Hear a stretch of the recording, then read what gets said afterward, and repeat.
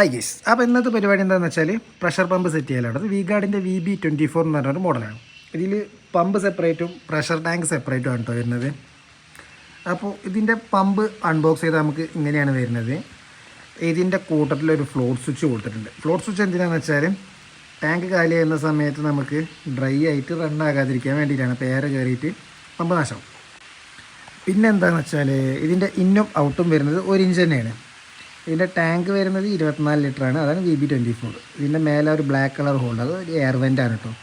നമ്മൾ സെറ്റൊക്കെ ചെയ്തതിൻ്റെ ശേഷം ഈ ബ്ലാക്ക് ഹോൾ തുറന്നിട്ട് ഒരു എയർ വെൻ്റ് ഉണ്ട്. അതിൽ എയർ റിലീസ് ചെയ്യുകയാണെന്നുണ്ടെങ്കിൽ ടാങ്കിലേക്ക് വെള്ളം പെട്ടെന്ന് ഫില്ലാവും.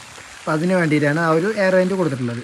പിന്നെ ഇവിടെ ഓൾറെഡി പ്യൂരിഫയർ കാര്യങ്ങളൊക്കെ ഉള്ളതുകൊണ്ട് തന്നെ നമ്മൾ ടാങ്കിന് സെപ്പറേറ്റ് ഫിൽറ്ററൊന്നും കൊടുത്തിട്ടില്ല. നേരെ പമ്പിലേക്ക് കൊടുത്തിരിക്കുകയാണ്.